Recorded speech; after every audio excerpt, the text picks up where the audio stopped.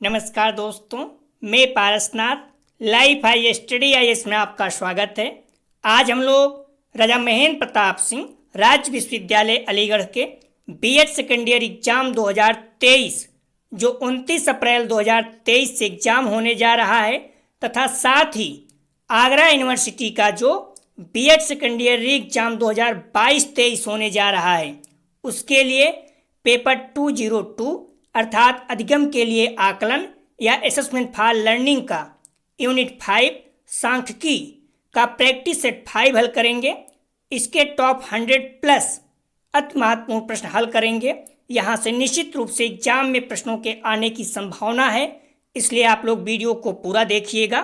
पहले unit wise, उसके बाद फुल प्रैक्टिस सेट हल करेंगे। यह पेपर 80 अंक का होगा। 75 प्रश्न राजा महेंद्र प्रताप सिंह यूनिवर्सिटी में रहेगा और आगरा यूनिवर्सिटी में 100 प्रश्न दिया रहेगा। 50 प्रश्न हल करना होगा आप लोगों को, अर्थात एक प्रश्न 1.6 अंक का होगा और समय 1 घंटे 30 मिनट अर्थात 90 मिनट का होगा। इस पेपर में पास होने के लिए आप लोगों को कम से कम 32 अंक प्राप्त करना होगा, अर्थात 20 प्रश्न सही करना होगा।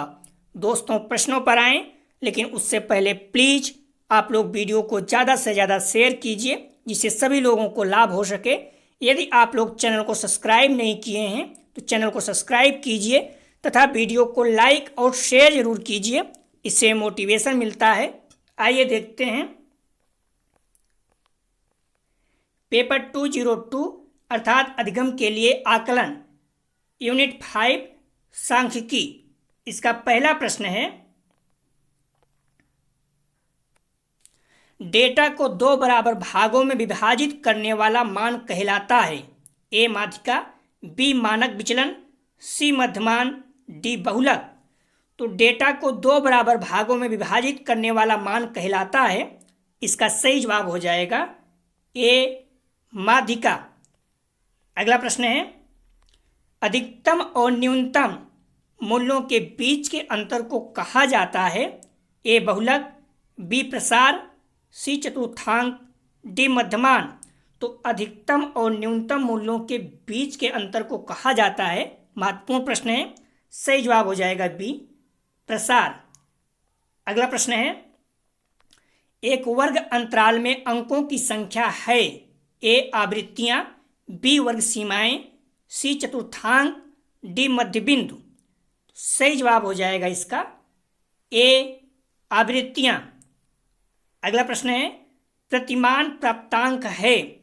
ए सिग्मा या जेड प्राप्तांक, बी टी प्राप्तांक, सी स्टेनाइन प्राप्तांक, डी उपरोक्त सभी। तो प्रतिमान प्राप्तांक है, इसका सही जवाब हो जाएगा ए सिग्मा या जेड प्राप्तांक। अगला प्रश्न है, जेड प्राप्तांक के विन्यास का मध्यमान सदैव होता है। ए 0, बी 1, सी आधा, डी 2। ध्यान रखना, जेड प्राप्तांक के विन्यास का मध्यमान पूछा है। अगर विचलन पूछता तो 1 होता, तो मध्यमान सदैव कितना होता है? सही जवाब हो जाएगा ए 0। जेड प्राप्तांक के विन्यास का मध्यमान हमेशा ध्यान रखना आप लोग 0 होता है और जो विन्यास है, विचलन है, वो 1 होता है। क्लियर हो गया? जेड प्राप्तांक के विन्यास का मध्यमान सदैव 0 होता है। ठीक है, इस पॉइंट को याद रखना, महत्वपूर्ण प्रश्न है, पूछा जा सकता है। और मानक विचलन जो होता है ये 1 होता है। क्लियर हो गया? यहाँ जो प्रश्न पूछा गया था, क्या पूछा गया था? मध्यमान। तो मध्यमान हमेशा क्या होता है? 0। लेकिन विचलन जो है 1 होता है। दोनों पॉइंट को याद रखना, पूछा जा सकता है। अगला प्रश्न है, टी प्राप्तांकों के प्रयोग का सुझाव दिया गया। टी प्राप्तांकों के प्रयोग का सुझाव दिया था। ए कार्ल पियर्सन ने, बी चार्ल्स स्पीयरमैन ने, सी मैकॉल ने, डी गिडफोल्ड ने। महत्वपूर्ण प्रश्न है, 2021 में भी आया था, 2021 में, और 21-22 में भी आया था। तो मोस्ट इंपॉर्टेंट इसे रखिएगा। टी प्राप्तांकों को प्रयोग का सुझाव दिया था, तो सही जवाब हो जाएगा सी मैकॉल ने। हम लोगों ने कल जो टेस्ट हल किया था उसमें बताया भी था। ठीक है, तो टी प्राप्तांकों के प्रयोग का सुझाव दिया था, सी इसका सही जवाब हो जाएगा मैकॉल ने। ध्यान रखना आप लोग, टी स्कोर के प्रयोग मैकॉल तथा स्टेन स्कोर का प्रयोग आर्बिट्रेटिल ने सर्वप्रथम दिया था। दोनों पॉइंट महत्वपूर्ण है, पूछा भी गया है। तो टी स्कोर का प्रयोग मैकॉल ने तथा स्टेन स्कोर का प्रयोग आर्बिट्रेटिल ने सर्वप्रथम दिया था। गिलफोर्ड ने सी प्राप्तांक का प्रतिपादन किया था। यह भी महत्वपूर्ण है, याद रखना, ठीक है। अगर सी प्राप्तांक पूछता है तो गिलफोर्ड। अगला प्रश्न है, मूल प्राप्तांकों को टी प्राप्तांकों में परिवर्तित कर दिया जाता है। ए किसी तालिका से, बी ब्लूप्रिंट से, सी किसी ग्राफ से, डी इनमें से कोई नहीं। सही जवाब हो जाएगा बी, ब्लूप्रिंट से। अगला प्रश्न है, आप लोग ध्यान रखना, जो आगरा यूनिवर्सिटी के री एग्जाम देने जा रहे हैं बीएड सेकेंड ईयर के BD 202 अर्थात अधिगम के लिए आकलन या असेसमेंट फॉर लर्निंग का, उनके लिए भी ये महत्वपूर्ण है। साथ ही जो 29 अप्रैल से एग्जाम होने जा रहा है राजा महेंद्र प्रताप सिंह का बीएड सेकेंड ईयर का, उनके लिए भी महत्वपूर्ण है। तो आपके दोस्त यार जो भी बीएड कर रहे हैं, प्लीज़ उनको वीडियो ज़्यादा से ज़्यादा शेयर कीजिए, क्योंकि व्यू आएगा, मैं पहले ही बोला, कंटिन्यू हम लोग हल करते रहेंगे प्रैक्टिस सेट सारे पेपर की। अगर नहीं आता तो निराशा होती है, इसलिए आप लोग जो भी दोस्त तैयार हैं बीएड कर रहे हैं, आप ज़्यादा से ज़्यादा शेयर कीजिए, सभी लोगों को लाभ हो, सभी लोगों के अच्छे अंक आएँ, ठीक है। तो हमारी रिक्वेस्ट है कि आप लोग वीडियो को ज़्यादा से ज़्यादा शेयर कीजिए और आप लोग लाइक जरूर करें। वीडियो को लाइक करने से आपको कोई नुकसान नहीं है, हमें मोटिवेशन मिलता है। तो हमारी रिक्वेस्ट है कि आप लोग वीडियो को लाइक जरूर किया करें। प्रश्न है, स्टेनाइन मापनी मानकीकृत मापनी है। ए 9 बिंदु वाली, बी 8 बिंदु वाली, सी 5 बिंदु वाली, डी 10 बिंदु वाली। तो आप लोग ध्यान रखना, जब स्टेनाइन आ जाए, 9 मतलब क्या होता है 9, तो ध्यान रखना इसका सही जवाब हो जाएगा ए 9 बिंदु वाली, ठीक है। जैसे स्टेनाइन आ जाए, स्टेनाइन मापनी 9 बिंदु वाली। जब स्टेन आ जाए अर्थात 10, 10 माने क्या होता है 10, तो 10 बिंदु वाली हो जाएगी। कंफ्यूज नहीं होना, दोनों पूछा गया है। स्टेनाइन ऐसे याद रखिए, स्टेनाइन 9 माने 9, 10 माने 10, तो स्टेनाइन आ जाए तो 9 बिंदु वाली, जब स्टेन आ जाए तो 10 बिंदु वाली, ठीक है। दोनों महत्वपूर्ण है। अगला प्रश्न है, ध्यान रखना, मैंने लिख भी दिया है, स्टेन प्राप्तांक 10 बिंदु वाली होती है, ये भी पूछा जा चुका है। अगला प्रश्न है, सहसंबंध गुणांक का निश्चित प्रसार होता है। सहसंबंध गुणांक जो होता है उसका प्रसार होता है, तो इसका सही जवाब हो जाएगा, ध्यान रखना, 9 का ए। यह हमेशा ±1 के मध्य में होता है, अर्थात +1 से -1 के मध्य में होता है, या फिर -1 से +1 के मध्य में होता है, ठीक है। सहसंबंध गुणांक का जो प्रसार है -1 से +1 के बीच में होता है। अगला प्रश्न है, सहसंबंध के प्रकार होते हैं। ए मात्रात्मक सहसंबंध, बी गुणात्मक सहसंबंध, सी मात्रात्मक एवं गुणात्मक दोनों प्रकार के सहसंबंध, डी भ्रमात्मक सहसंबंध। सहसंबंध के प्रकार होते हैं, सही जवाब हो जाएगा सी, मात्रात्मक एवं गुणात्मक दोनों प्रकार के सहसंबंध। अगला प्रश्न है, सहसंबंध गुणांक ज्ञात करने की विधियां हैं। सहसंबंध गुणांक ज्ञात करने की विधियां हैं। ए क्रम या कोट अंतर विधि, बी गुण आघूर्ण विधि, सी क्रम या कोट तथा गुण आघूर्ण विधि दोनों, डी इनमें से कोई नहीं। सही जवाब हो जाएगा इसका सी, क्रम कोट या फिर गुण आघूर्ण विधि दोनों। अगला प्रश्न है, सहसंबंध गुणांक ज्ञात करने की कोट अंतर विधि का संकेत चिन्ह है। इसका सही जवाब हो जाएगा सी, रो बराबर, ठीक है। तो इस तरह से आप लोग ध्यान रखें, सही जवाब हो जाएगा इसका सी। अगला प्रश्न है, गुण आघूर्ण विधि का प्रतिपादन किया गया है। ए स्पीयरमैन द्वारा, बी कार्ल पियर्सन द्वारा, सी कोलमैन द्वारा, डी फ्राइड द्वारा। सही जवाब हो जाएगा बी, कार्ल पियर्सन द्वारा। गुण आघूर्ण विधि का प्रतिपादन कार्ल पियर्सन द्वारा। महत्वपूर्ण प्रश्न है।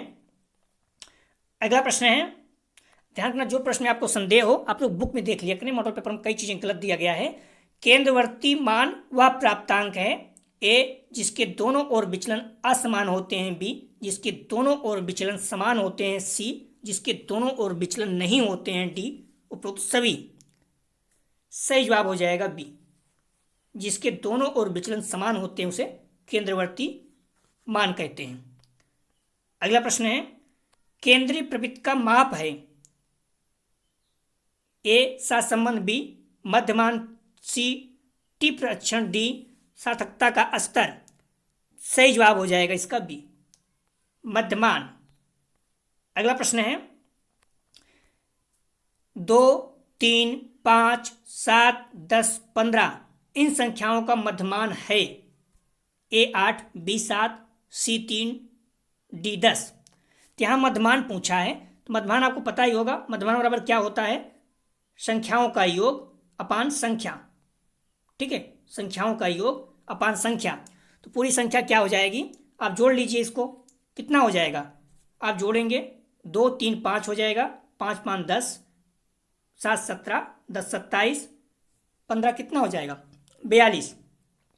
तो कितना हो जाएगा, और संख्या कितनी है, ध्यान रखना, योग कितना आ गया 42, और संख्या कितनी है 1, 2, 3, 4, 5, 6, 6 संख्या, 6 से भाग दे दीजिए। मैंने पहले ही कहा संख्याओं का योग अपान संख्या, तो यहाँ 42 हो गया अपान 6 संख्या है, बराबर कितना हो जाएगा, डिवाइड करेंगे तो 7 हो जाएगा।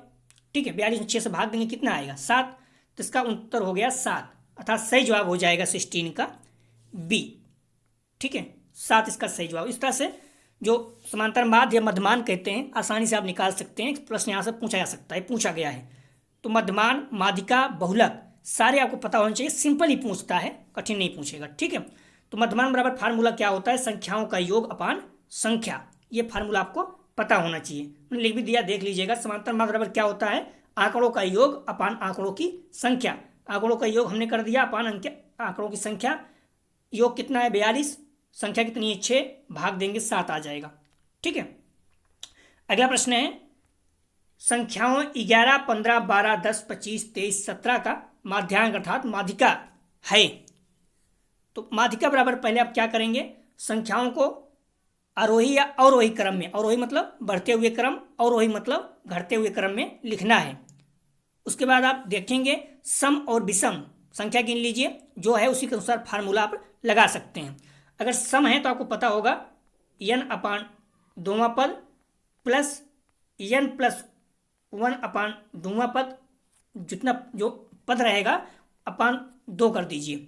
ठीक है, सम रहेगा तो, अगर विषम रहेगा तो n प्लस 1 अपान 2वां पद हो जाता है। तो दोनों फार्मूला याद रखना माध्यिका का। ठीक है, तो पहले आप इसको अवरोही क्रम में आप या अवरोही क्रम में सजा लीजिए। तो पहले आरोही क्रम मतलब छोटे से बड़े में हम लोग जाएंगे। सबसे छोटा क्या है इसमें, आप काउंट कीजिए 10 है। ठीक है, उसके बाद 11 है, उसके बाद 12 है, फिर 15 है, फिर 17 है। ठीक है, उसके बाद 23 है, फिर 25 है। तो इस तरह से आप क्रम में लिख लीजिएगा। ठीक है, अब संख्या गिन लीजिए कितनी संख्या है, तो 1, 2, 3, 4, 5, 6, 7, 7 है तो कितना हो गया, विषम हो गया। तो मैं पहले बताया विषम रहेगा तो क्या हो जाएगा n प्लस 1 अपान 2वां पद।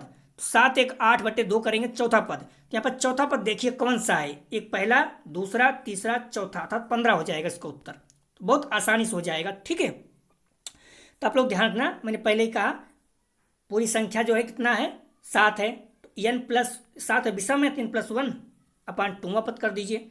n जगह पर क्या रख देंगे 7 प्लस 1 अपान 2 कर दीजिए, बराबर कितना हो जाएगा 8 अपान 2 बराबर 4। तो चौथा पद हो जाएगा। जब हम लोग क्रम में सजाया था तो क्या था, तो 10, 11, 12, 12 के बाद आप लोग देखे थे यहाँ 15 हो गया था। चौथा पद कितना था 15, तो इसका उत्तर सही हो जाएगा ए 15। इस तरह से माध्यिका भी आप निकालना सीख गए, समांतरमाद भी सीख गए, माध्यिका भी सीख गए। एक बहुलक सीख लीजिए बस। बहुलक में क्या होता है, जो संख्या आप सिर्फ गिन लीजिए बस, जो संख्या ज़्यादा बार आई हो वही उसका उत्तर हो जाता है। तीनों आपको पता हो गया, इस सवाल यहाँ से पूछिएगा। ठीक है, तो आरोही क्रम यहाँ सेम किया है, व्यवस्थित कर दिया है। उसके बाद पदों की संख्या सम होती है, विषम होती है, तो क्या होता है n प्लस 1 अपान 2वां पद। ठीक है, सेम किया है। 7 पद हैं, 7 प्लस 1 कर दीजिए अपान 2, अर्थात 8/2 कर दीजिए। चौथा पद क्या था 15 था, क्योंकि यहाँ 10, 11, 12, 13, 12, 15, 17, 23, 25 था। चौथा पद कितना था 15। अगला प्रश्न है अव्यवस्थित आंकड़ों में वह प्राप्तांक जो सबसे अधिक बार घटित होता है उसे कहते हैं। मैं आपको उत्तर ऊपर बता चुका हूं, जो सबसे अधिक बार घटित होता है मतलब जो सबसे अधिक बार आता है क्या कहलाता है, सी बहुलक कहलाता है। ठीक है, हम लोग समांतर माध्य देख लिए, माध्यिका देख लिए, अब बहुलक देख लिए। बहुलक में क्या होता है, आंकड़ों में जो सबसे अधिक बार आता है, जैसे मान लीजिए 3, 5 बार आ गया, और कोई चीज़ 2 बार आया, कोई चीज़ 3 बार आया, जो सबसे अधिक बार आया है 5 कितना बार आया, 3 कितना बार आया, 5 बार, तो 3 उत्तर हो जाएगा। तो इसी तरह से आंकड़ों में वह प्राप्तांक जो सबसे अधिक बार घटित होता है, मतलब जो सबसे अधिक बार आता है वही क्या होता है, बहुलक होता है। हम लोग उदाहरण देखेंगे इसको, ठीक है। तो 18 का सही जवाब हो जाएगा सी। अगला प्रश्न देख सकते हैं आप, बहुलक आ गया यहाँ पर। संख्याओं 5, 6, 7, 5, 5, 8, 5, 8, 3, 5 का बहुलक है, बहुलांक है। मैंने पहले ही कहा जो संख्या सबसे अधिक बार आएगी वही बहुलक हो जाता है। इसमें 5 देखिए कितनी बार आया है, 1, 2, 3, 4, 5, 5 जो है 5 बार आया है। 6 देखिए एक बार आया है 6, ठीक है। 7 देखिए 1 बार आया है। 8 देखिए 1, 2 बार आया है, ठीक है। और 3 देखिए कितनी बार आया है, 1 बार आया है। सबसे अधिक बार क्या आया है, 5 आया है, 5 बार। इसका उत्तर क्या हो जाएगा, ए 5। कुछ करना नहीं है आपको, सिर्फ काउंट कर लेना है, जो सबसे अधिक बार आया है वही बहुलक हो जाता है। तो 5 इसमें सबसे अधिक बार दिख रहा है आपको, 1, 2, 3, 4, 5, 5 कितनी बार आया है, 5 बार। बाकी सम जो है कम आए हैं, इसलिए इसका सही जवाब हो जाएगा ए, ठीक है। वह मान जिसकी पुनरावृत्ति सबसे ज्यादा बार होती है बहुलांक कहलाता है। 5 सबसे अधिक बार, 5 बार पुनरावृत्ति हुई है, ऐसा 5 इसका उत्तर हो जाएगा। अगला प्रश्न है, प्रमाणिक विचलन को प्रदर्शित करते हैं। ए सिग्मा द्वारा, बी यम द्वारा, सी एन द्वारा, डी सिग्मा एक्स द्वारा। सही जवाब हो जाएगा 20 का ए, सिग्मा द्वारा जो है प्रमाणित विचलन को प्रदर्शित करते हैं। अगला प्रश्न है, प्रमाणित विचलन में विचलन को सदैव निकाला जाता है। ए समांतर माध्य से, बी बहुलांक से, सी आवृत्ति से, डी सहसंबंध से। प्रमाणिक विचलन में विचलन को सदैव निकाला जाता है, सही जवाब हो जाएगा ए समांतर माध्य से। अगला प्रश्न है, दो चरों में पाए जाने वाले संयुक्त संबंध की ओर संकेत करता है। ए मानक विचलन, बी सहसंबंध, सी बहुलांक, डी मध्यमान। तो सही जवाब हो जाएगा इसका बी सहसंबंध। ध्यान रखना, आप लोग साथ साथ टेस्ट देते रहें, आंसर जरूर बताते रहें, जो लाइव चलता रहता है, ठीक है। अगर आप लोग नहीं टेस्ट देंगे तो एक तरह से अपना नुकसान कर रहे हैं, क्योंकि अगर आप आंसर देते हैं चाहे गलत ही क्यों ना हो, आपके माइंड में बैठा रहता है प्रश्न। अगर आप फिर भी आंसर नहीं देना चाहते हैं तो आप कॉपी लेकर बैठें, पेन से जो प्रश्न हो उसके सामने आप आंसर लिखें। अगर आपका सही होता है तो ठीक है, गलत होता तो उसको कट कर दीजिए, और बाद में देखिए आपको कितने प्रश्न सही हो रहे हैं। तो इसलिए आप लोग उत्तर जरूर देते रहें, इससे आपको फायदा होगा। और हम्बली रिक्वेस्ट है, वीडियो को ज़्यादा ज़्यादा शेयर कीजिए, जिससे सभी लोगों को लाभ हो, और ज़्यादा व्यू आता है तो अपना मोटिवेशन मिलता है, ठीक है। और आप लोग वीडियो को लाइक जरूर करें, लाइक करने से आपको कोई नुकसान नहीं होता है। अगला प्रश्न है, टी स्कोर का सूत्र है, महत्वपूर्ण है, ध्यान रखना इस चीज। ए 10 + 10z, बी 50 - 102, सी 50 + 10z, डी 50 + 10 + 50 + z। तो जहाँ तक मुझे लग रहा है यहाँ पर z होना चाहिए, ठीक है। हो सकता है यहाँ पर z रहा होगा, गलती से हो गया, ठीक है। 50 - 10 - 50 - 10 z। तो इसका सही जवाब हो जाएगा, टी स्कोर का सूत्र है, तो इसका सही जवाब हो जाएगा 23 का, ध्यान रखना, ठीक है। 23 का सही जवाब हो जाएगा सी। क्या हो जाता है, 50 + 10z, और z का मान क्या होता है हम लोग देख चुके हैं, ठीक है। तो आपको फार्मूला पता रहेगा, क्या करेगा वो, 50 + 10 + z कर दिया है, हो सकता है z हटा के इसका मान रख दे, तो आपको दोनों पता होना चाहिए, ठीक है। हमने लिख दिया, आप देख लीजिएगा। z स्कोर बराबर क्या होता है, x - m/σ कर देता है, ठीक है। इस तरह से ये जो फार्मूला है इस तरह से भी दे सकता है, 50 + 10 x - m/σ। ध्यान रखना, इस तरह से भी ये फार्मूला दे सकता है, ठीक है। इस तरह से भी फार्मूला दे सकता है, क्या कर देगा, क्योंकि z का मान रख देगा, तो 50 + 10 x - m/σ इस तरह से भी दे सकता है। आप लोग ध्यान रखना, पूछा गया है ये चीज। अगला प्रश्न है, कौन प्रमापीकृत प्राप्तांक नहीं है। ए z प्राप्तांक, बी सी प्राप्तांक, सी टी प्राप्तांक, डी मध्यमान। सही जवाब हो जाएगा, ध्यान रखना, 24 का डी। मध्यमान जो है ये प्रमापीकृत प्राप्तांक नहीं है, क्या है, केंद्र प्रवृत्ति जो मापें होती हैं उसमें आता है, मध्यमान, माध्यिका, बहुलक।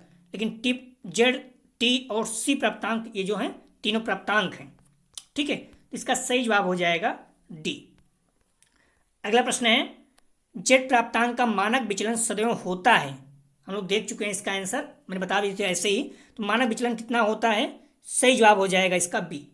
मानक विचलन कितना होता है? हमेशा 1 होता है, लेकिन मध्यमान कितना होता है? 0 होता है। कंफ्यूज नहीं होना, दोनों पूछ चुका है। अगला प्रश्न है स्टेन स्कोर मानकीकृत मापनीय। मैं बता चुका हूं, स्टेन 9 रहेगा तो 9, स्टेन रहेगा तो 10, दोनों पूछा गया है। तो सही जवाब हो जाएगा इसका बी, 10 बिंदुओं वाली। स्टेन स्कोर मानकीकृत मापनीय है तो 10 बिंदुओं वाली। अगर स्टेन 9 आ जाएगा तो 9 हो जाएगा। बहुत आसान है, आप लोग कंफ्यूज नहीं होना, ठीक है। स्टेन 9 बिंदु वाली, स्टेन 10 बिंदु वाली। प्रश्न है जेड स्कोर का प्रसार है। इसका सही जवाब हो जाएगा 27 का। 27 का सही जवाब हो जाएगा सी, -3 स्मॉल सिग्मा से +3 स्मॉल सिग्मा तक, ठीक है। तो जेड स्कोर का प्रसार कितना होता है? -3 सिग्मा से +3 सिग्मा तक। सी इसका सही जवाब है। अगला प्रश्न है निम्नलिखित में से केंद्रीय प्रवृत्ति का मापक नहीं है। महत्वपूर्ण प्रश्न है, मैं पहले बता चुका हूं, नहीं शब्द आ जाए मोस्ट इंपॉर्टेंट हो जाता है। क्योंकि अगर हाँ पूछेगा तो एक आंसर आपको पता होना चाहिए, कि नहीं पूछा इसका मतलब 3 आंसर पता होना चाहिए। तो निम्नलिखित में से केंद्रीय प्रवृत्ति का मापक नहीं है। ए मध्यमान, बी माध्यिका, सी मानक विचलन, डी बहुलांक। अब बहुत आसान है, आप देख सकते हैं मध्यमान, माध्यिका, बहुलक जो है ये है, लेकिन मानक विचलन जो है ये नहीं है। 28 का सही जवाब हो जाएगा सी। अगला प्रश्न है जब मध्यमान एवं माध्यांक के अंक ज्ञात हो जाते हैं, जब मध्यमान माध्यांक अर्थात माध्य और माध्यिका का अंक ज्ञात हो तो बहुलांक का सूत्र होगा। बहुत आसान है, आपको पता होगा। तो इसका सही जवाब हो जाएगा 29 का सी, 3 माध्यांक -2 मध्यमान, ठीक है। आपको पता भी होगा बहुलक बराबर सूत्र क्या होता है? 3 माध्यिका -2 माध्य, 3 माध्यिका -2 माध्य होता है, ठीक है। ये फार्मूला आप लोग हमेशा याद रखना। बहुलक बराबर क्या होता है? 3 माध्यिका -2 माध्य, ठीक है। फार्मूला को भूलना नहीं, प्रश्न पूछा जा चुका है और पूछा जाएगा। तो बहुलक बराबर क्या होता है? 3 माध्यिका -2 मध्यमान या माध्य। माध्य मतलब मध्यमान मतलब समांतर माध्य से यहाँ है, ठीक है। बहुलक बराबर क्या होता है? 3 माध्यिका -2 माध्य। फार्मूला याद रखना, भूलना नहीं। अगला प्रश्न है 2, 5, 8, 10, 15 इन संख्याओं का मध्यमान ज्ञात कीजिए। मैंने पहले बताया मध्यमान बराबर क्या होता है? संख्याओं का योग। तो आप जोड़ लीजिए, 2, 5 कितना हो गया? 7, 8, 7 कितना हो गया? 15, 10, 25, 30, 10, 40 हो गया। और संख्या कितनी है? 1, 2, 3, 4, 5, 5 संख्या भाग दे दीजिए। संख्याओं का योग अपान संख्या, 40 में 5 से भाग देंगे कितना आ जाएगा? 8। इसका उत्तर 8 हो गया।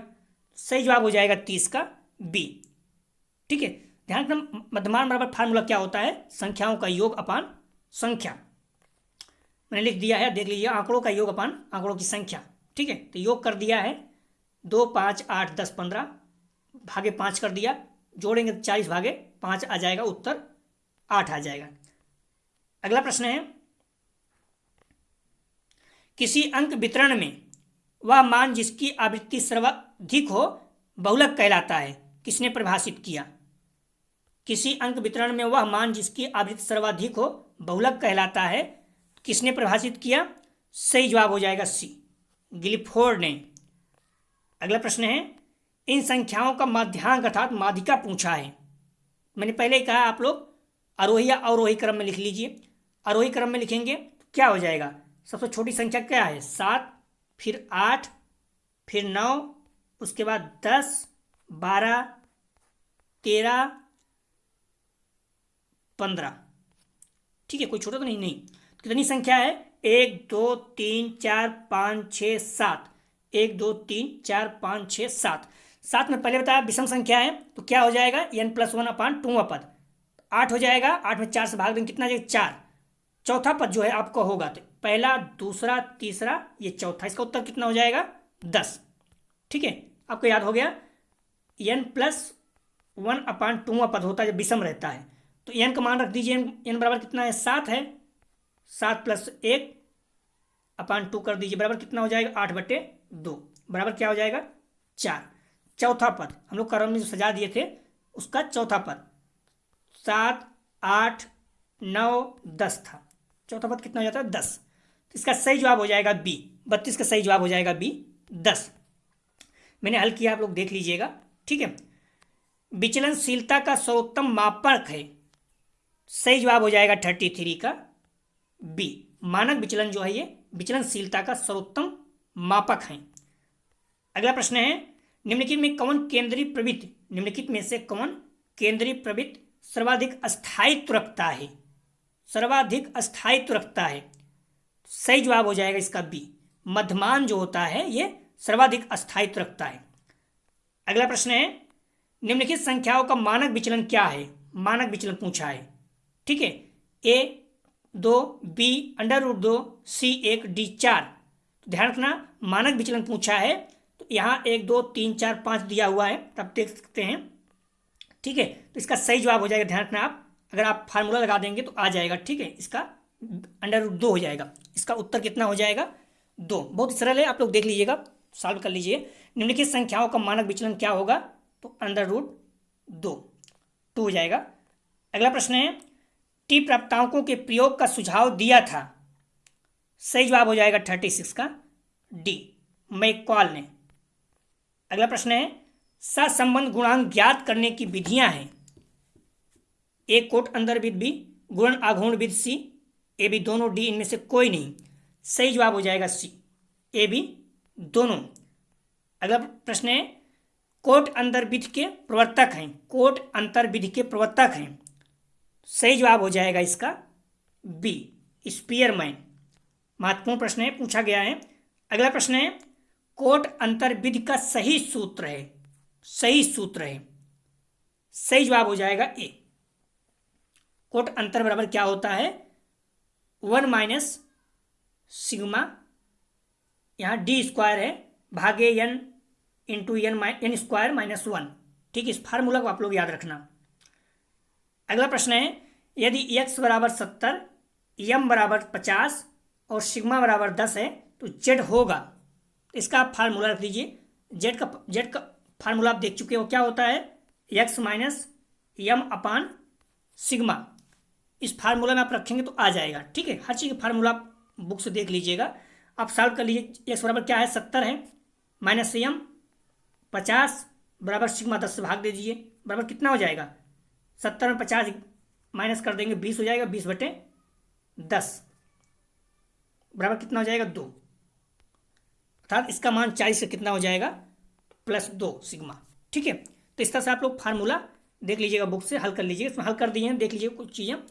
जेड बराबर क्या होता है, x - m अपान सिग्मा, बाकी मान रखा है, सेम आ गया है। अगला प्रश्न है, निम्नलिखित में से किसका मान सबसे अधिक शुद्ध है, सबसे अधिक शुद्ध पूछा है, सही जवाब हो जाएगा ए, मध्यमान। मध्यमान सबसे अधिक शुद्ध होता है और सबसे अधिक स्थिर भी होता है, दोनों याद रखिएगा। अगला प्रश्न है, कामांतर विधि द्वारा सहसंबंध गुणांक, यहाँ कामांतर नहीं बल्कि क्रमांतर रहता है। ठीक है, क्रमांतर होगा। ठीक है, क्रमांतर विधि द्वारा सहसंबंध गुणांक निकालने की विधि दी, सही जवाब हो जाएगा 42 का बी, स्पीयरमैन ने। अगला प्रश्न है, सहसंबंध गुणांक का प्रसार है, महत्वपूर्ण बार बार पूछा जाता है, सही जवाब हो जाएगा बी। हम लोग वहां देख चुके थे, थोड़ा सा घुमा कर पूछता है। सहसंबंध गुणांक का प्रसार है -1 से +1 तक। अगला प्रश्न है, निम्नलिखित आंकड़ों का माध्यांक है 2 4 2 2 7 9 10 12 5। तो हम लोग इस तरह से कर चुके हैं, देख लीजिए एक बार कितनी संख्या है, 1 2 3 4 5 6 7 8 9, विषम हो गया। 9 क्या करेंगे, 9 +1 कर देंगे, विषम है तो अपान 2 कर देंगे, बराबर कितना होगा 10/2, 5 हो जाएगा, 5वां पद हो जाएगा। अब आप आरोही अवरोही क्रम में सजा लीजिए, तो कैसे करेंगे, सबसे छोटी संख्या जो उसको लिखेंगे, 2 2 2 3 बार आया है, 3 बार लिखेंगे। उसके बाद 2 से बड़ा क्या है, 4 है, 4 हो गया। उसके बाद क्या है, 5 है। हमें 5वां पद चाहिए, क्योंकि 5वां पद चाहिए था, 10 हो गया था ना, तो 5वां पद क्या है, 5 है। तो इसका उत्तर सही क्या हो जाएगा, बी, 5 हो जाएगा। ठीक है, इस तरह से सभी हो गया है। अब फार्मूला आप लोग देख लीजिएगा। ठीक है, जो भी चीज़ें हैं हम लोग आगे बढ़ते हैं। अगला प्रश्न है, निम्नलिखित में से कौन सा सूत्र सही नहीं है, पूछ रहा है। 3 सही है, 1 गलत है, सही जवाब हो जाएगा इसका डी। रो बराबर 1 - 6 सिग्मा डी स्क्वायर भागे n इंटू n-1। ठीक है, लिखने में थोड़ा सा दिक्कत होता है, तो इसलिए आप लोग बुक से जरूर देख लीजिएगा। अगला प्रश्न है, केली द्विधाकरण में उच्च तथा निम्न समूह की सही प्रतिशत है। केली द्विधाकरण में उच्च तथा निम्न समूह की सही प्रतिशत होती है। सही जवाब हो जाएगा इसका डी 30। अगला प्रश्न है, निम्न संख्याओं का मध्यमान होगा। यहाँ पर ध्यान रखना, मध्यमान पूछा है अर्थात समांतर मात्र। मैं पहले बता दूं, संख्याएं जोड़ लीजिए, भाग दे दीजिए। कितनी संख्या है? 1 2 3 4 5, पूरा जोड़ लीजिए, 5 से भाग दे दीजिएगा, तो इसका सही उत्तर निकल जाएगा। आप लोग ध्यान रखना कितना आ जाएगा, 10। आप जोड़ लीजिएगा, कितना है, 9 6 15, 15 13 कितना हो जाएगा, 15 3 18, 28 8 36 42 10 52। मैं एक साथ गलत कर रहा हूँ, जोड़ लीजिए, 9 6 15 हो गया, 15 10 25 3 28 8 36, हाँ 36 4 40 50 हो जाएगा। 50 में 5 से भाग दे दीजिए, बराबर 10 हो जाएगा। ठीक है, ये इसका सही जवाब हो जाएगा। अगला प्रश्न है, केंद्रीय प्रवृत्त कौन सा मापक नहीं है? 3 है, एक नहीं है। बहुत आसान है, सही जवाब हो जाएगा डी, प्रसार नहीं है। मध्यमान, माध्यिका अर्थात मध्यांक, बहुलक तीनों हैं, लेकिन प्रसार जो है ये नहीं है केंद्र प्रवृत्त की मापें। ठीक है, हम लोग देख चुके हैं इसको। अगला प्रश्न है, निम्नलिखित नंबरों में बहुलांक बताइए। मैं पहले बता, जो सबसे अधिक बार आया हो, तो हम लोग देखते हैं 5 कितनी बार आया है, 1 2 बार जो है 5 आया है, और 9 एक बार आया है, 8 एक बार आया है, 7 1 2 3, 7 3 बार आया है। अभी तक ध्यान रखना, 7 3 बार आया है, सबसे अधिक दिख रहा है। 10 एक बार, 6 2 बार। तो इस तरह से इसका उत्तर कितना क्या हो जाएगा, 7 हो जाएगा, क्यों 7 जो है सबसे अधिक 3 बार आया है। ठीक है, सही जवाब हो जाएगा 49 का, ध्यान रखना डी 7। बहुलक मतलब जो सबसे अधिक बार आया हो, आप काउंट कर लीजिएगा। ठीक है, प्रसन्न गुणांक का प्रसार है। सही जवाब हो जाएगा, ध्यान रखना 50 का ए, -1 से +1 तक। अगला प्रश्न है, निम्नलिखित में से कौन सा विश्वसनीयता गुणांक को प्रभावित करने वाला कारक है? आयु प्रसार, बी समूह प्रसार, सी फलांग प्रसार, डी उपयुक्त सभी। 51 का सही जवाब हो जाएगा डी, आयु समूह और फलांग प्रसार तीनों। अगला प्रश्न है, किसने कहा कि सांख्यिकी गणना का विज्ञान है, महत्वपूर्ण है? सही जवाब हो जाएगा 52 का सी, बाउले महोदय ने। बाउले ने कहा था कि सांख्यिकी गणना का विज्ञान है। ध्यान रखना, कथन छोटा रहता है उसको ज़्यादा पूछता है, तो इस तरह से पूछा जा सकता है। सांख्यिकी का जन्मदाता है, ए गॉटफ्रायड, बी गिलफोर्ड, सी किंग, डी इनमें से कोई नहीं। सही जवाब हो जाएगा 53 का ए, गॉटफ्रायड। अगला ध्यान रखना, सांख्यिकी के जन्मदाता जर्मनी के प्रसिद्ध विद्वान गॉटफ्रायड ओकेनवाल, 1749 में उन्होंने खोज किया था। अगला प्रश्न है, ध्यान रखना, इसमें प्रशांत चंद्र महालनोबिस भारतीय सांख्यिकी के जन्मदाता माने जाते हैं। ठीक है, जो प्रशांत चंद्र महालनोबिस थे, वो भारतीय जो सांख्यिकी थी उसके जन्मदाता माने जाते हैं। उसमें पूछेगा तो भारतीय लिख देगा। यदि कुछ आंकड़ों का मध्यमान और बहुलक 6 18 है तो उसकी माध्यिका पूछा है। ठीक है, मध्यमान कितना है 6 और बहुलक कितना है 18, तो माध्यिका पूछा है। मैं पहले बताया फार्मूला क्या होता है, फार्मूला बहुलक बराबर क्या होता है, तो MO अर्थात बहुलक बराबर क्या होता है, 3 माध्यिका, MDN से इसको इंडिकेट करते हैं, -2 माध्य। इसमें आप फार्मूला रख दीजिए। तो यहाँ पर बहुलक बराबर कितना दिया है, 18 बराबर 3, माध्यिका कितना दिया है अर्थात मध्यमान दिया हुआ है कितना, ध्यान रखना 6 दिया है, तो यहाँ पर माध्यिका रहने दीजिए MD। हम लोग फिर से लिख देते हैं, 18 बराबर क्या हो जाएगा, 3 माध्यिका MDN -2, यहाँ मध्यमान दिया हुआ कितना 6। आप हल कर लीजिए, 18 बराबर क्या हो जाएगा, 3 माध्यिका 12 हो जाएगा।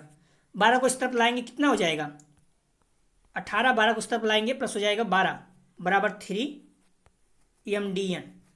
ठीक है, 12 और 18 कितना हो जाएगा, 30 बराबर 3 MDN।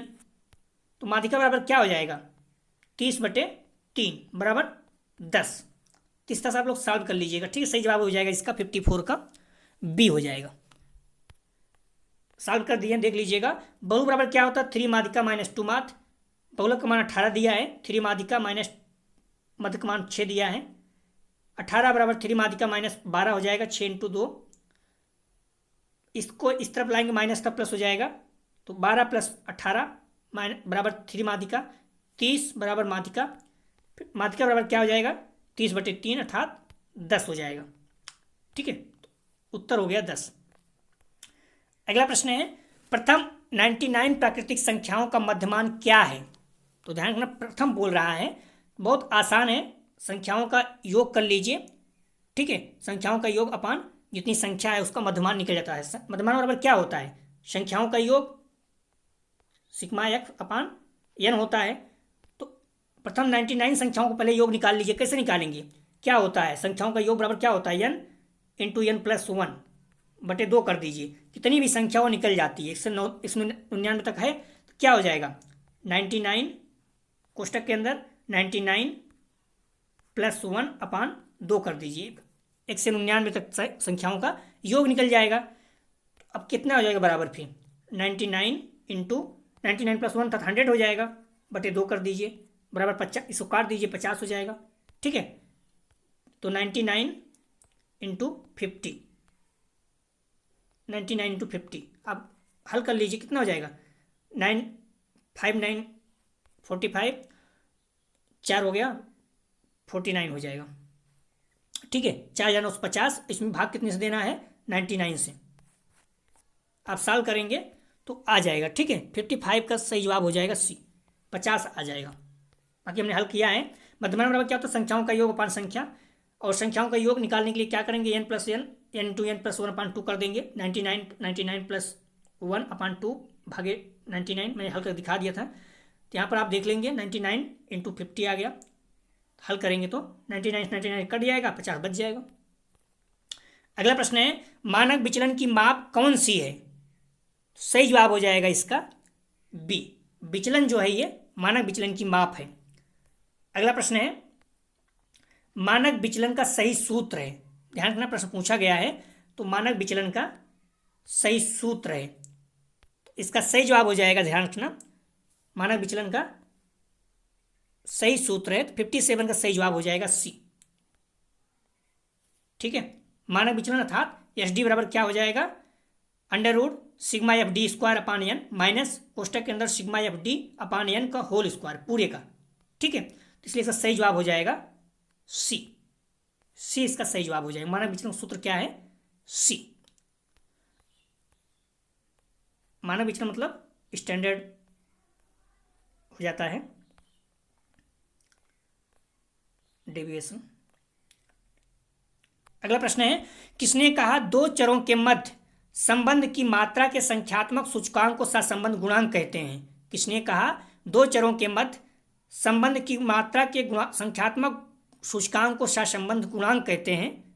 सही जवाब हो जाएगा 58 का ए, चैपलिन बुक में है, मॉडल पेपर में देखना गलत दिया हुआ है, ठीक है। आप लोग मॉडल पेपर को हेल्प मत लीजिएगा, इसमें साफ साफ उसमें गलत दिया हुआ है, आप बुक में देखेंगे तो आसानी से मिल जाएगा। यदि सहसंबंध गुणांक का मान +95 है तो यह क्या कहलाता है। यदि सहसंबंध गुणांक का मान +95 है तो यह क्या कहलाएगा। सही जवाब हो जाएगा 59 का सी, अति उच्च सहसंबंध, ठीक है, बहुत ज़्यादा, क्योंकि 95 है, अगर 1 होता तो अति निम्न कहलाता, ठीक है। तो इस तरह से सी इसका सही जवाब है। अगला प्रश्न है, सहसंबंध गुणांक की गणना करने के लिए क्रमांतर विधि का विकास किसने किया। सही जवाब हो जाएगा सी, स्पीयरमैन ने। अगला प्रश्न है, निम्नलिखित में से कौन सी प्रोडक्ट मूवमेंट विधि नहीं है। सही जवाब हो जाएगा सी, विकर्ण आरेख विधि।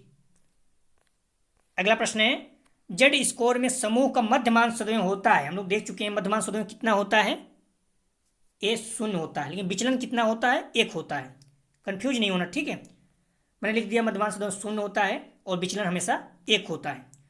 स्टेनाइन स्कोर का प्रसार क्या है, मैंने बता दिया। स्टेनाइन का प्रसार क्या होता है 9 और स्टेन का क्या होता है 10। 63 का सही जवाब हो जाएगा बी। 9। ठीक है, तो स्टेन 9 का कितना हो जाएगा, ध्यान रखना 9 हो जाता है, स्टेन रहेगा तो 10 हो जाएगा। अगला प्रश्न है जेड स्कोर का प्रसार क्या है।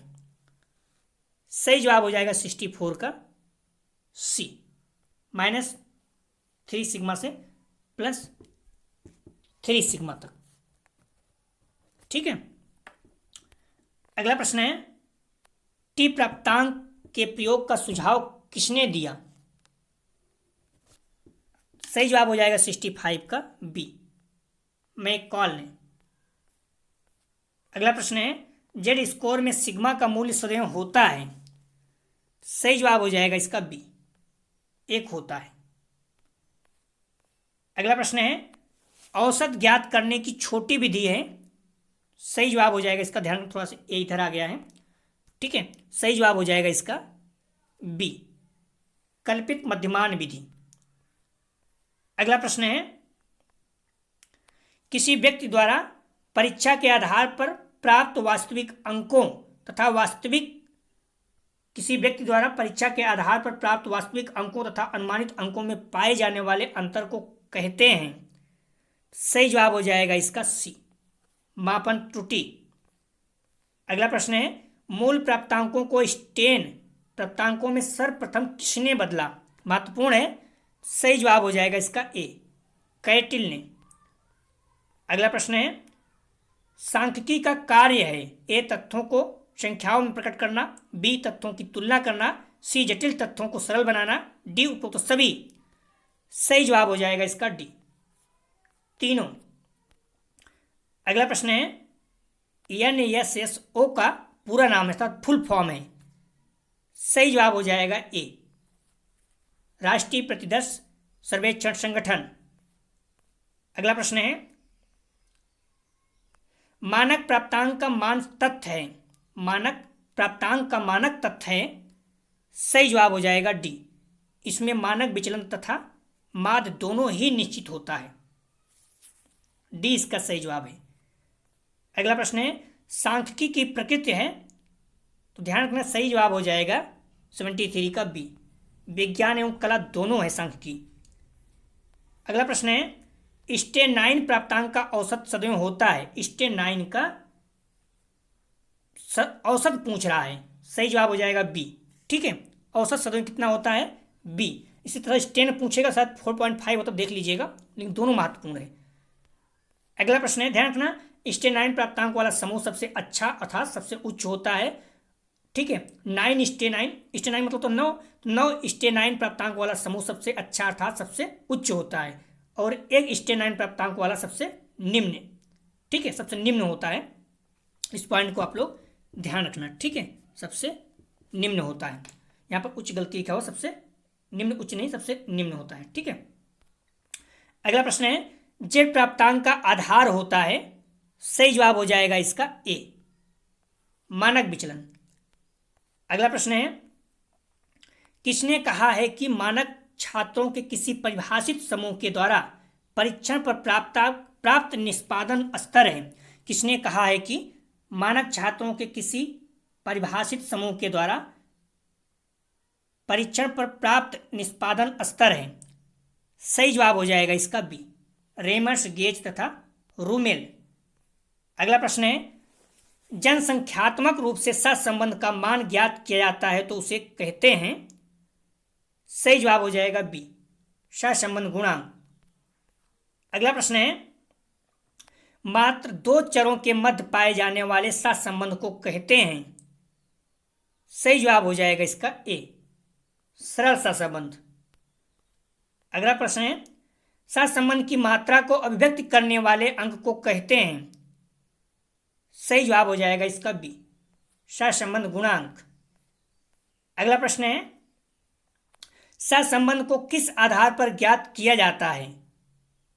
सही जवाब हो जाएगा बी, ग्राफ अथवा संख्या आधार पर। अगला प्रश्न है गुण आघूर्ण सहसंबंध को कहते हैं। सही जवाब हो जाएगा इसका बी, पियर्सन आर।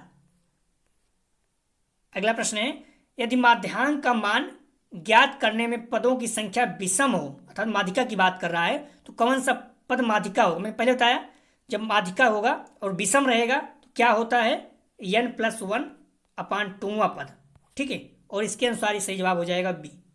लेकिन जब यही सम होता तो क्या हो जाता, n+1/2वां पद, n+1/2वां पद बटे 2, ठीक है। तो ये चीज हो जाता। इस तरह से आप लोग ध्यान रखना, ठीक है। मैंने लिख दिया है जब संख्या सम है तो n+2वां पद प्लस n+1/2वां पद अपान 2। अगला प्रश्न है प्रतिगमन विश्लेषण माप है, सही जवाब हो जाएगा इसका बी, संबंध की मात्रा का। अगला प्रश्न है सहसंबंध गुणांक का मान 0 होने पर प्रतिगमन रेखाएं, सही जवाब हो जाएगा इसका, ध्यान रखना 84 का सही जवाब हो जाएगा सी, एक दूसरे पर लंबवत होंगी। अगला प्रश्न है वितरण के गणितीय मध्यमान से विचलनों के वर्गों के मध्यमान के वर्गमूल के मानक विचलन कहते हैं, या कथन है। वितरण के गणितीय मध्यमान से विचलनों के वर्गों के मध्यमान के वर्गमूल के मानक विचलन को कहते हैं, मानक विचलन कहते हैं, या कथन है। सही जवाब हो जाएगा ए, रसेल का। अगला प्रश्न है निम्नलिखित में से केंद्रीय प्रवृत्ति का मानक नहीं है, सही जवाब हो जाएगा 86 का सी, मानक विचलन नहीं है, बाकी तीनों हैं, ठीक है। तो मानक विचलन नहीं है, बाकी सभी हैं। अगला प्रश्न है औसत ज्ञात करने की छोटी विधि को कहते हैं, सही जवाब हो जाएगा ए, कल्पित मध्यमान विधि।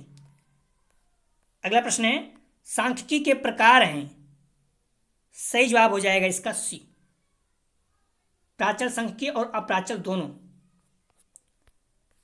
अगला प्रश्न है मध्यमान कहते हैं, सही जवाब हो जाएगा सी, प्राप्तांकों का औसत जो होता है उसी को मध्यमान कहते हैं, संख्याओं का योग अपान संख्या। मानक विचलन माप है, सही जवाब हो जाएगा बी, विचलन का। अगला प्रश्न है प्रसारण का वर्गमूल वर्ग विचलन का मध्यमान मूल या मानक विचलन कहलाता है, या कथन है। प्रसारण का वर्गमूल वर्ग विचलन का मध्यमान मूल या मानक विचलन कहलाता है, या कथन है। सही जवाब हो जाएगा बी, बाकर का। अगला प्रश्न है सांख्यिकी में एफ किसका प्रतीक है, सही जवाब हो जाएगा बी, आवृत्ति का। अगला प्रश्न है वास्तविक प्राप्तांकों के अधिकतम प्राप्तांक और न्यूनतम प्राप्तांक के बीच के अंतर को कहा जाता है, सही जवाब हो जाएगा बी, प्रसार क्षेत्र। अगला प्रश्न है बीजगणितीय विवेचन संभव नहीं है, सही जवाब हो जाएगा इसका सी, ए बी दोनों, माध्यिका और बहुलक दोनों में बीजगणितीय विवेचन संभव नहीं है। अगला प्रश्न है 5, 10, 15 का समांतर माध्य कितना हो। मैं पहले बताया संख्याओं का योग अपान संख्या कितना हो जाएगा, 15, 5, 20, 10, 30 अपान 3 कर दीजिए, 10 हो जाएगा। संख्याओं का योग कर दीजिए बटे भागे, ठीक है। ए इसका सही जवाब हो जाएगा। जो वितरण सर्वाधिक बार आता है उसे कहते हैं, सही जवाब हो जाएगा सी, बहुलक, हम लोग पहले ही देख चुके हैं, ठीक है। तो क्या हो जाएगा इसका, बहुलक हो जाएगा। अगला प्रश्न है अंग्रेजी की परीक्षा में 5 छात्रों में क्रमशः, ध्यान रखना अंग्रेजी की परीक्षा में 5 छात्रों में क्रमशः 50, 20, 15, 16, 17 अंक प्राप्त किए। इसका मध्यमान, मध्यमान मतलब क्या होता है, संख्याओं का योग अपान संख्या।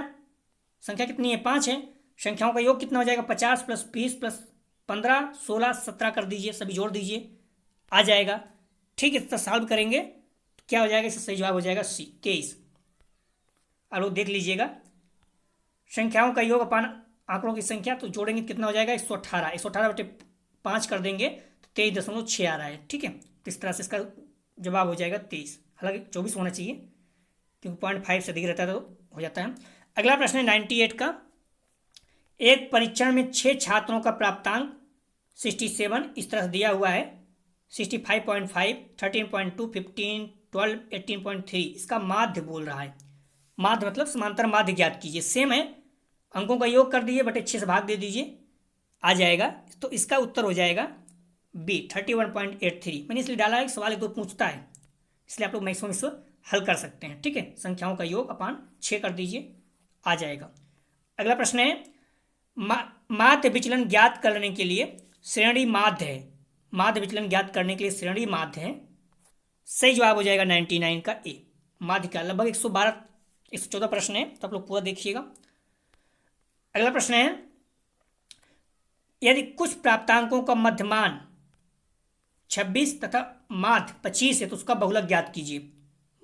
मैंने पहले ही कहा बहुलक बराबर क्या होता है, 3 माध्यिका, तो यहाँ पर माध्यांक कितना है 25 -2 मध्यमान 26 कर दीजिए, हल कर लीजिए। 75 हो जाएगा -52 हो जाएगा, तो 75 -52 हल करिए, कितना हो जाएगा, इसमें 5 में 2 माइनस करेंगे कितना हो जाएगा 3 हो जाएगा, और यहाँ पर 2 23 उत्तर आ जाएगा। ठीक है, ए इसका सही जवाब हो जाएगा। इस तरह से आप लोग सॉल्व करना सीखिए। ठीक है, बहुत सरल है, आसानी से हो जाता है। फार्मूला लगाना है बस आपको। बहुलक बराबर क्या होता है 3mdn, मतलब संकेत में लिखे हैं -2 माध्य, मान रखेंगे आप, आ जाएगा 75 - 22 52। अगला प्रश्न है मानक प्राप्तांक का माध्य हमेशा होता है। मानक प्राप्तांक ध्यान रखना, सही जवाब हो जाएगा ए 0। अगला प्रश्न है मानक विचलन क्या होता है 1 होता है। जे प्राप्तांक को यह भी कहा जाता है, सही जवाब हो जाएगा सी, ए बी दोनों, सिग्मा प्राप्तांक या रेड्यूस्ड स्कोर दोनों कहा जाता है।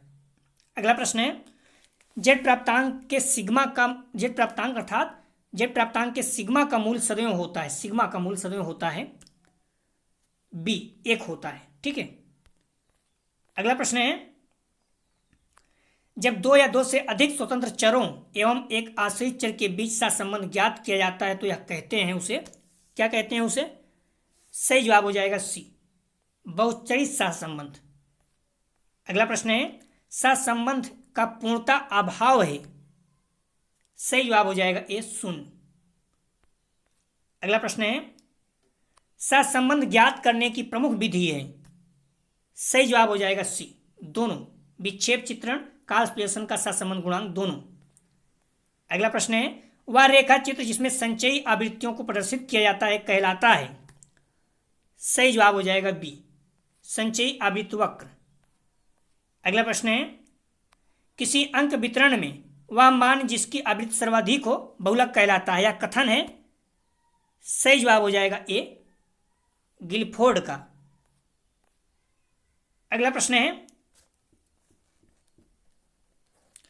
मध्यमान का गुण है, ए इसकी गणना करना आसान है, बी या निश्चित गणना द्वारा प्राप्त होता है, सी या केंद्रीय प्रमितियों की तुलना करता है, डी उपरोक्त सभी। सही जवाब हो जाएगा इसका डी, सभी। अगला प्रश्न है मध्यमान का दोष है, ए इसकी आवृत्तियों का ग्राफ में प्रदर्शन नहीं हो सकता, बी इसको देखकर अनुमान नहीं लगाया जा सकता, सी या वितरण प्रणाली का प्रतिनिधित्व नहीं करता, डी उपरोक्त सभी। सही जवाब हो जाएगा 110 का डी, उपरोक्त सभी, तीनों दोष हैं। अगला प्रश्न है जब अवस्थित अंक या अन्य मापक्रम में व्यवस्थित हो मध्य का अंक मध्यांक कहलाता है, या कथन है, सही जवाब हो जाएगा ए, H.E. गैरेट का। अगला प्रश्न है माध्यांक का उपयोग किया जाता है जब ए असमान वितरण की स्थिति में मध्यांक ज्ञात करना हो, बी जब अंक समूह का वास्तविक मध्य बिंदु ज्ञात करना हो, सी जब कम शुद्ध केंद्रित प्रवृत्ति का मान की आवश्यकता हो, डी उपरोक्त सभी। सही जवाब हो जाएगा डी, उपरोक्त सभी। अगला प्रश्न है कार्ल्स पियर्सन का सहसंबंध गुणांक है, सही जवाब हो जाएगा सी, उसके प्रतिमान गुणांकों के गुणनफल का वर्गमूल। अगला प्रश्न है फलांग की त्रुटि है, सही जवाब हो जाएगा बी, प्रत्युत्तर की त्रुटियां। कुछ पॉइंट है आप देख लीजिएगा। पैराडाइज लेगेंड नामक पुस्तक के लेखक क्या कौन है, जॉन मिल्टन। पैराडाइज लेगेंड नामक पुस्तक के लेखक कौन है, John Milton. Statics is a science of estimates and probabilities, या कथन है तो बोर्डिंगटन का। तीसरा पॉइंट है सांख्यिकी प्रश्नों के संग्रह, उसके विश्लेषण तथा निष्कर्ष निकालने का विज्ञान है, या कथन है कैंडाल का। ध्यान रखना, यदि सभी पदों को 5 से गुणा करने पर बहुलक जो है 5 गुना बढ़ जाता है। बहुलक के सभी पद को अगर 5 से गुणा कर दोगे तो क्या हो जाएगा, बहुलक 5 गुना बढ़ जाएगा।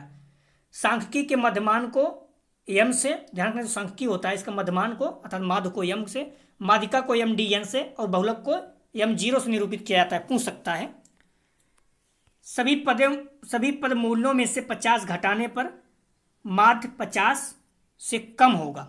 ठीक है, यदि माध्य जो है समांतर माध्य जिसको बोलते हैं 50 है, इस सभी पद में उसके 50 घटा देंगे तो 50 से कम हो जाएगा। P50 माध्यिका प्रतिनिधित्व करता है। P50 जो है ये माध्यिका का प्रतिनिधित्व करता है।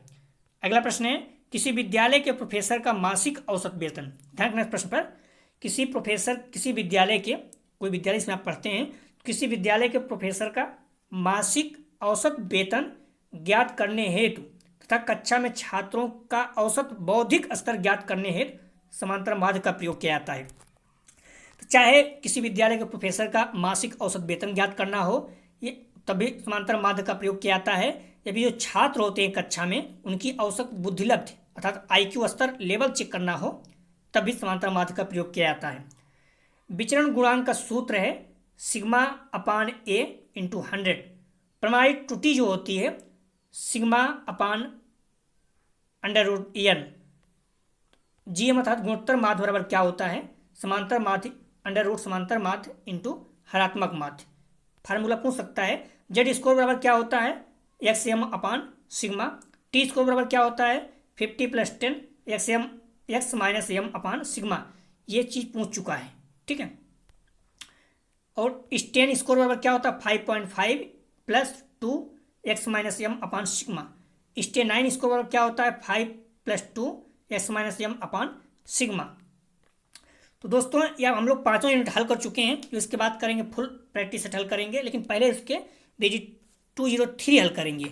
ठीक है, तो आप लोग बुक और मॉडल पेपर जो भी है आपको BG 203 आप लोग अच्छे से पढ़ते रहिए और मेरे साथ टेस्ट देते रहिए। जो भी हम लोग हल करते हैं पहले बता देता हूँ, तो आप लोग हल करते रहिए। उसके साथ साथ पहले क्या करें, आप लोग बुक और मॉडल पेपर को अच्छे से पढ़ें। उससे क्या होगा, लेवल चेक कीजिए और देखिए कितने प्रश्न आप सही कर पा रहे हैं। जहाँ को प्रॉब्लम है उस पॉइंट को आप ज़्यादा से ज़्यादा पढ़िए, कम से कम 3 यूनिट आप अच्छे से तैयार कर लीजिए। ठीक है, डिस्क्रिप्शन और कमेंट सेक्शन दोनों जगह पर टेलीग्राम व्हाट्सएप ग्रुप का लिंक दिया गया, आप लोग ग्रुप ज्वाइन कर लीजिए, जिससे आपको नोटिफिकेशन आसानी से मिल सके। प्लीज़ हम्बली रिक्वेस्ट है, आप लोग वीडियो को ज़्यादा शेयर कीजिए, जिससे सभी लोगों को लाभ हो सके और मोटिवेशन मिलता है यदि आप लोग वीडियो ज़्यादा व्यू आता है तो। और वीडियो को लाइक जरूर किया करें, आप लोग कोई नुकसान नहीं होगा। वीडियो देखने के लिए धन्यवाद दोस्तों।